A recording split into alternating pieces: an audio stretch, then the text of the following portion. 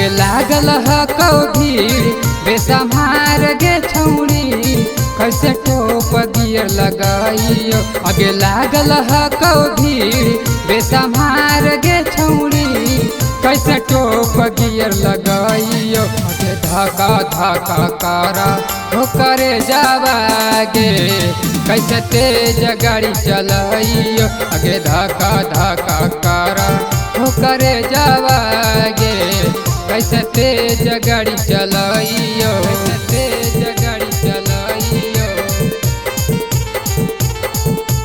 होई रहलै जनवा धारे में तेरी यारे तेज गाड़ी चलावे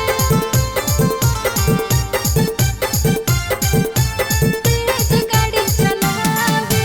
होई रहलै लेट छौड़ा गाड़ी तनी भगाओ रे। चुपचाप बैठे के छौड़ी ढेर नायक बकाओगे ढेर नायक बकाओगे।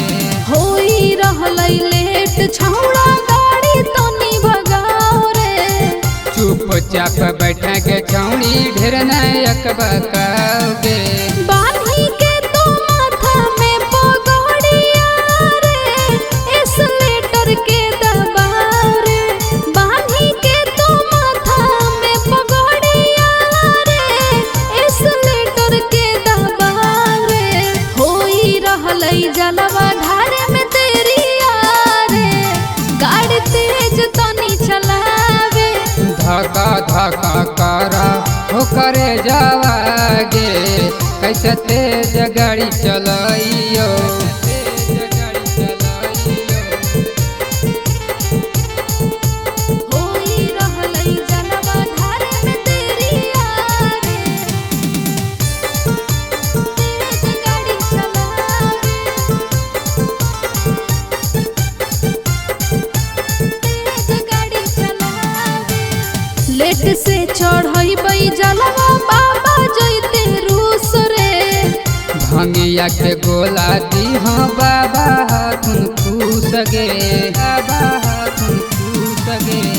लेट से चढ़बै जलवा बाबा जैते रूस रे। भंगिया के गोला दी हाँ बाबा हाथुन खुश गे। राजा अभिषेक बतिया मानी लेना रे नहीं हमरा बहलावे। राजा अभिषेक बतिया मानी लेना रे नहीं हमरा बहलावे। होई रहलै जलवा धारे में तेरी यारे गाड़ी तेज तनी चलावे। धक्का धक्का करा हो करे जावागे कैसे तेज गाड़ी चलाइयो।